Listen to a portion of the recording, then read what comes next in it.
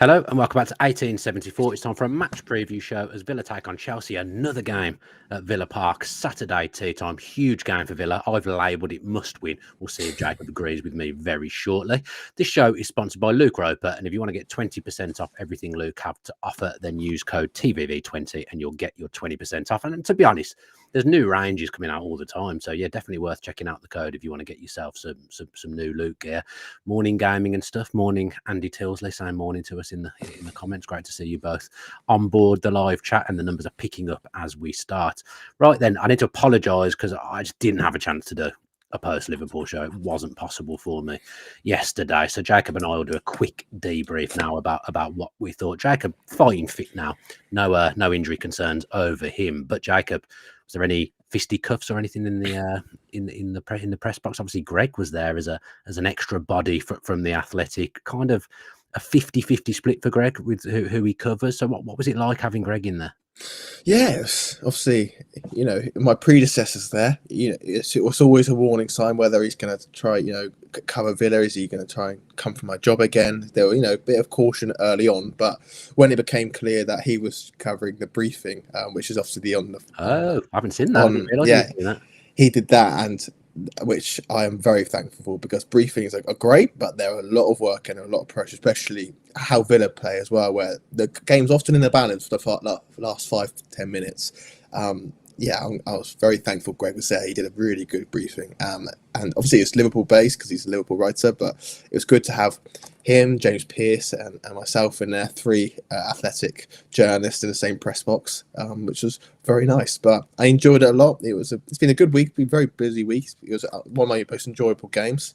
And yeah, like you say, I'm fighting fit, and I know you are as well. Even though you've been working hard, you've been able to get in the gym and do a private PT session this morning. I was in the gym very early this morning, Jacob, in the gym. Right then, let's talk about the game a little bit. I thought it was, if you were neutral, it's a thoroughly enjoyable game to watch on television. I thought it was a brilliant game. Good advert for the Premier League. In fact, I thought Villa were really good. There was lots of things I liked in that performance, considering we gave them 2 absolutely honking goals as well. I mean, the first one is just a mistake from Garcia. These things happen. I don't think anyone's going to get on his back. I think he's actually been really, really good. Really mature performances since he's come into the team, and the biggest compliment I can pay him is that you wouldn't know he'd only really played previously in the second tier of Spanish football. Done really, really well. And Villa fans didn't get on his back, and it was great to see some of the players go over and kind of console him and tell him to keep going when the mistake happened. Second one's an awful deflection, but Villa played some really nice stuff. Jacob were quite potent in front of goal, particularly in that first half. Took their chances. Probably could have lost the game, but quite easily could have won it as well. Yeah, definitely. And on Andres Garcia, first of all, I got a bit of stick because I said about 30 seconds before he made the mistake, I tweeted out saying Villa would make a real big profit on Garcia already because he settled so well. But as I said in the tweet, he was just starting to look a little bit weary just in a few minutes before that mistake. Liverpool were targeting him. He made a few, rushed decisions. He was leaving the space, and you just felt something was happening. And in that point, for example, John McGinn got off to a really bad start in the game. He had the experience. He really did, didn't he? Yeah, but he had the experience where he kind of could turn it around a little bit and think, right, I'm just going to settle myself down here now. I'm going to make a few simple passes. Where Garcia obviously hasn't got that yet, understandably hasn't. So that I'm convinced that mistake was a consequence of the few minutes he had before that, where he just looks a little bit frenzied. But I think he reacted really well for a young guy like him. Showed brilliant character. It's great going forward, which is so important, especially when Marcus Rashford plays, because you need the right back to overlap. I thought it was a really good game. Villa, defensively, I think they're too far gone this season to try and fix. I don't think we actually defended badly in that game. No, but I would say Dizazi was man of the match. Yeah, he was, but at the same time, I never think it's a good sign for a defender to be so, last ditch defending. It's obviously he worked and it looks brilliant. Slide tackles, punch in the chest, getting the crowd up. But the best defenders rarely look hurried, right?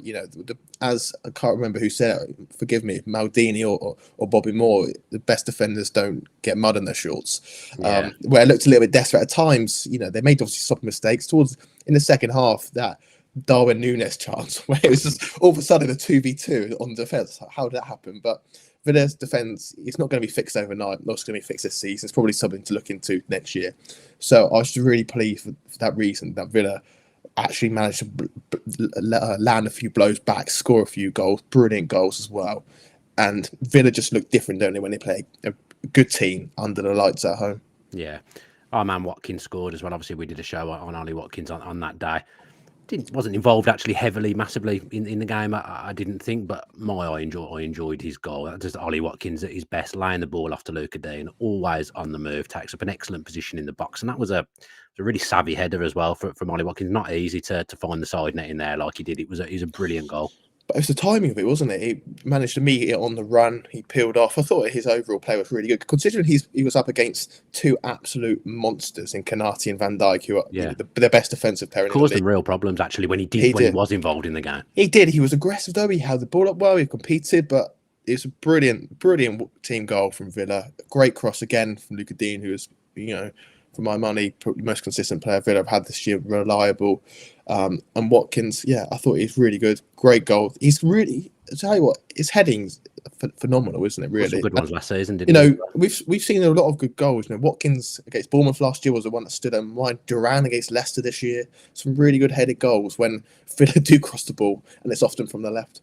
Yeah, I mean, the last thing I expected when Villa went 1-0 down was for them to be going into half-time in the lead. I didn't expect that at all. Great resilience, and actually, to come back. They've done a few kind of comebacks when they've gone down recently, which I think is an encouraging sign, because earlier on in the season, I felt when we went down, that's the end of that game then. But you think back to Arsenal away, 2-0 down, coming back in and getting a 2-2. They've gone 1-0 down against Liverpool, 1-0 down against Ipswich. Obviously, we didn't get the result we wanted, but they still come back and not lost the game, which is the most positive spin I could possibly put on that Ipswich result. But they are showing a bit of character and a bit of resilience. And of course, it was nice to see the two of the new boys play for Brave from the start as well. In fact, 4 new boys actually played from the start in that game, and Marlon came on and made an impact from the bench. You mentioned in your article kind of the flip of Villa's system. Luca Dean was probably curtailed a little bit in how much he was allowed to go forward. Rashford staying high and wide on the left, and Rodgers playing as a right number 10. So it was, like you say, Garcia offering the width from the right hand side. It's interesting to see us flip that system. I thought Asensio was quiet, didn't do anything wrong, but I thought he struggled to get a foothold in the game against a team like that. No, Asensio's achieved so much in his career. I'm not getting at him at all, but it feels like the games for him would be an Ipswich at home. The games like that moving forward. I was surprised to see him in from the start, actually. I thought Rashford was really, really good for the 65 minutes that he was on the pitch for. Yeah, I think Rashford was good. I think if his name wasn't Marcus Rashford, it was Jacob Ramsey, I think everyone would probably say it was a 6 out of 10 game, really. But because there's so much goodwill and there's a lot of encouragement, he's still very much in his honeymoon period with Villa. Even when he's losing the ball, fans aren't getting us back, and that's great. And I think there's obviously a big feeling that everyone wants him to do well. So I think he was good. I think he's getting fitter and sharper. Second half, you can see he was tiring a little bit. I think he showed that with Alexander-Arnold's goal, where he just switches off that fraction second. So lucky that goal as well. But Alexander-Arnold was brilliant the way he just sees the space. I was watching them too, and he just saw the space. Rashford was dallying, and he just drove past him, and then obviously received the ball on the run. And it was obviously not great defending from Villa, but it's good from him. But Rashford's still getting fitter. I think he showed good moments. He needs that goal. Obviously, the disallowed goal, he was really good involved in that build-up. I think Marlon looks really good off that bench. I think his runs are brilliant. The way he runs from out to in between fullback and centre-back, and he's got that pace, got a burst of acceleration, and he gets shots off early. And hopefully he would have scored. Or on another day, he could have scored. Yeah, do you think he'll come in for Asensio for this one, and they'll put Rodgers back as a central 10 against Chelsea? Do you think that's what they'll do? I think so, and I think there is space between Chelsea's lines really for Rodgers to drive centrally. I think Chelsea's double pivot. Like I said, is a great player, but whoever plays with him, Enzo, they do leave space. So I'd like to see Rodgers back in the 10. Marlon come on. Yeah, it's interesting. It's interesting, isn't it? Because I think Asensio will go back to the bench for this one. I think Rashford will stay in, and obviously Rodgers is going to play. He's a lock, really, isn't he, in this Villa team? Interesting whether it is Ramsey or Marlon comes in. You think with it being the right hand side, it would be Marlon, but if Rashford's going to play in that left hand side role for Villa, it does ask the question of where's Jacob Ramsey going to get into the team? Could Ramsey do that inverted 10 role on the right hand side? I actually think he'd be better at the right hand side 10 role than Rodgers, in my opinion. Yeah, I think there's a feeling that Ramsey's either going to play off the left or not at all. I Really? don't, yeah, I if only Rashford was left-footed, would be perfect, wouldn't it? What a balance it'd have. No. But yeah, it's a shame really because I think Jacob Ramsey's been in really good form, and so I would like to see him come back. But again, that would probably be at the sacrifice of Rashford. Maybe I know we want to bring Rashford into get more minutes, but maybe for the balance of the team and how well they're clicking, Rodgers and Ramsey are. I think maybe just say we'll bring Rashford on for half an hour and then he gets a full game against Cardiff or Crystal Palace. I don't know, but yeah, it's a shame. But I would like to see Marlon play. I think he's looked really good. He's looked really quite intense, hasn't he, on and off the ball? And he looks like a guy that wants you to show, okay, you've signed a sensor, you've signed Rashford, but I'm still a big money signing and a good player. And I know I've been left out of the Champions League, but I can certainly do something here. I think he looked really good, and there's a lot of options, isn't there? Yeah, I mean, I've got to admit, I don't think Rashford in particular has been bought to be a substitute. I did miss the thing that we'd had the 2 games previous of being able to bring Rashford and Asensio on. I really enjoyed just having them two to bring. I mean, it's great to have the options that they've got because for all the injuries Villa have got, and there were 7 players missing against Liverpool, we're still bringing on like Jacob Ramsey, Danielle Marlon, Matty Cash. Like it's actually and they were good. phenomenal. I thought Ramsey obviously had that disallowed goal. He's finished that one, and the ones against Tottenham. He was good. Yeah. I think Matty Cash was intense. He made that slide tackle, after 30 seconds. He was and good. it feels like to me, Villa are actually, because they've got obviously such great attacking firepower, they're loosening the handbrake. Obviously, Emery's always been seen unfairly by people outside that he's quite pragmatic. But when you see actually how they attack, and sometimes it's like a 2-2-3-5. They put a lot of players forward. He always used to want a back 3, but with Kamara not playing, it's almost like John McGinn kind of slots into that covering role when the right back pushes forward.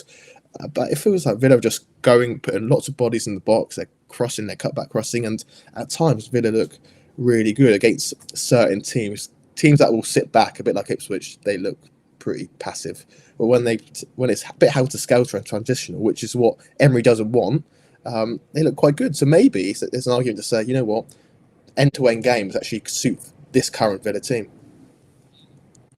Yeah, I think it might be a similar game. Chelsea aren't going to be a team that comes to Villa Park and sits back, are they? So I think it might be quite open again on Saturday. I don't think either team are particularly brilliant at keeping clean sheets. So I would expect a similar game to Wednesday. I think there'll be goals in the game, and hopefully Villa can come out the right side of it. We kind of talked about the selection of the attack and the central midfield at the moment picks itself unless someone's magically going to be returning. Unai Emery hasn't done his press conference at the time we're doing this show. We're expecting Konsa to be fit and hopefully be able to come in for Dizazi. If not, obviously it will be Lamar Bogarde because there isn't anyone else to play there. Cash is probably pushing for a recall, but I think he'll probably go with Garcia again, with Cash coming on to hopefully make an impact like he did against Liverpool. Murmurs of Barkley returning. I wouldn't expect him to come straight back in the team. I'd expect him to be a bench player. It is the blow, though, really, that Axel Dizazi can't play against his parent club, obviously, because we said I thought he was good, but it just means that yet again, we're having to make changes to the back line. It's just been a story of the entire season that Villa cannot have the same back four playing on a game-to-game basis, which does play into the fact that why they haven't been brilliant. It does, but when they do have their first choice back four, it's still not been great, has it? But it's a shame for Dizazi. He does need that running rhythm, doesn't he? And for a player that is coming on a big loan fee, big wages, he can't play in the FA Cup, and now he can't play this game because obviously he against his parent club. So it's a shame. And like you said, I thought he was good against Liverpool. He's a bit frenetic, and it's not always someone I want to see be so, taking that many risks. But I think it was a type of game that he's really good. He's very powerful, very athletic. He's got passion. He shows that he wants to be there, which is great. And what's interesting about Emery and Maresca and where both sides are is they've both mentioned that they don't want basketball games, like basketball end to end, but yet both of their teams right now currently suit that. Villa, Chelsea have got a front three that's quite quick and direct, but one of the reasons why the fans have kind of turned on Maresca is because Maresca's tried to slow them down a little bit, be a bit more controlling. But that doesn't really suit Chelsea at this moment. And with Villa's defensive frailties, and they might as well just go, you know what, we're going to go on the front foot and attack. So both teams are probably better in transition, but yet both managers want to control games. So that's where the jarring conflict comes from, I guess. Yeah, I mean, I think when Villa went to Chelsea, was it November that Villa went to Chelsea? I was at that game at Stamford Bridge. Wasn't a great time No. to go and play them. We weren't in a great moment, and Chelsea were doing well at the time. That was the time when people were saying, "Oh, our Chelsea title contenders. Look, what they're doing is working." Now we're in February the 21st, and people aren't talking like that. To Maresca's credit, he did say, "No chance of we in a title race." But I thought it wasn't a bad time to play Liverpool actually on Wednesday because they'd stuttered a little bit, and probably through the season it was probably one of the better times to play them. And we played well and could have won it, as I say. This feels like a good time to play Chelsea because we might have taken some confidence from how we played on Wednesday. And they're in a difficult time, and it's one of those moments in the kind of Todd Bowley timeline now where the fans are getting cross again. It's becoming difficult for Chelsea players to play. They've got injuries which they've not really had all season. They're not doing well. They've lost to Brighton twice in the last week or so. They've got no Nicholas Jackson. They've got other injuries as well. And Madueke went off injured in the last game. Suddenly things aren't feeling all that good at Stamford Bridge. So actually, Villa take on Chelsea at a decent time here, but they fully need to take advantage of it because I think it's unthinkable that Villa have those 3 home Premier League games in a row and they don't win any of them. For me now, I don't know whether you agree, this is must win if we've got any chance of top 5. It's a really good point. I think you look at Chelsea and they spent so much money, and a couple of months ago they were saying we've got our Chelsea back after hammering Southampton, but now it looks completely opposite in terms of, there's now question about Maresca. Is he inexperienced? Does he fit this team? They've spent loads of money, but yet the spine of the team still looks pretty weak when you've got Jackson out injured, Fofana, who's so key to the high lines, but injured again. Romeo Lavia, who looks Chelsea look far more assured when he plays in there as well. So you've got wingers as well, and Sancho and Neto, who have not really picked up since signing. Cole Palmer's hasn't got a goal or assist for 5 games. So don't say that, Jacob. We don't do this. But at the same time, it still looks like a really good time to play Chelsea. Their attack kind of faltering. They didn't register a shot on target against Brighton. Defensively, they've got issues as well. So if Villa can be really aggressive on the front foot, I think they can really punish a Chelsea team that is the youngest in the Premier League, quite inexperienced, and I think have got the potential to be overruled. Yeah, I'm just looking at their team from the Brighton game. I mean, I genuinely don't know much about them, but they're bringing on someone called Tyreek George, and I think he might start.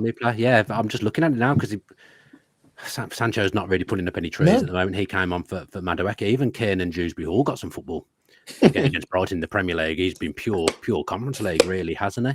They've got the goalkeeper situation at the moment. I mean, if I was a Chelsea fan, Sanchez would scare me to death, but it's not as if they've looked massively more defensively astute with Jorgensen coming in goal. I've got a sneaky feeling Sanchez might come back in for this one, actually. But all isn't well. Obviously, individually, they've got some great players. Caicedo is a brilliant footballer. Cole Palmer, obviously, is one of the best players in the Premier League. Enzo is away from what he was doing earlier on in the season. Now he seems a bit in a rut again. Maybe the system and maybe Lavia not being there, that's not helping him. In Kunku, I think he probably wanted to go in January. So, like I said, all is not well. They've just been ripped apart by Brighton, and they'll be fragile coming in for this one. So I think it's critical actually that Villa get off to a good start. If we could bloody go ahead in a game, this would be a handy time for that to happen, I think. Yeah, but when Villa do go ahead, they don't kill the game off, do they? Even when they go 2-0 after 4 minutes, there's always some issues going on. But yeah, like you say, they're an inexperienced team. They've got a lot of issues. The pressure's building on him. This is a great time for Villa to really impose themselves on the game, to be nice and brave, like they were against Liverpool. And if they play like that with the same attacking intent, with the same directness and the same, front four that's wanting to take on their man, then you'd expect them to score more than 2 on tomorrow night. So I think it'd be a really good game. I do think Villa should win this one. I think there should be a pressure now where if Villa want to get top 4, they need to win these games. Otherwise they haven't got a hope. They have to, like you say, win one of these games from their 3 at home, because they'll go to Palace a few days time. They'll be quite, and it's their big game, but it's a tough game away from home, and it's especially with fatigue as well. This is a game where I think Villa need to win. They've got 2 draws. Okay, that's not great, but it will look far more better if they can get 3 here. Yeah, I'm just looking at the of me now. Villa currently sitting in ninth on 39 points, but of course we've played a game more than everyone else by that strangely rearranged Liverpool fixture falling before it was originally supposed to play. Isn't a normal thing to happen.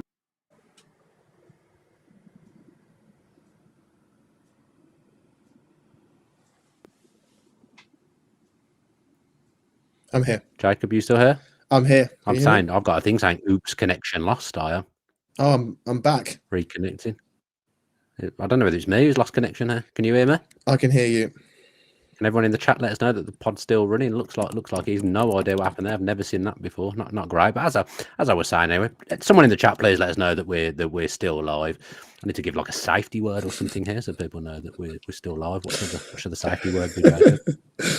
You can answer that. I don't know. What are you laughing at? Give me a safety word. Anything. Someone say something in the chat, please. I can't work out what's going on here. This is absolute carnage. Kostin Nedeljkovic. Oh no. Well, they can hear us. They can hear us. We can hear you. Look. Oh, so Jacob was on his. Yeah. You said you were on your own. I presume I'm back in shot now. I knew it was you. My connection's 100% fine. What's going on here is an absolute disaster. Anyway, as I was saying, you're fine, Dan. Me. Oh, I'm having a nap. I don't know what's going on. There's some terrible safety words in the chat, by the way. Anyway, right. Let me try again. This is going to be awful for the audio listeners that go on to listen to this. I think Jacob's moving again now, so everything I can see. So Villa are ninth at the moment, 39 points, but they've played a game more than everyone else by the stupid rearranged game that took place before it was originally supposed to play, which is something I've never seen in the Premier League before. Fourth, obviously, is Man City on 44 points. No, it seems like no one really wants this third, fourth place at the moment. I do think City will get it together and get third with no Champions League distractions now.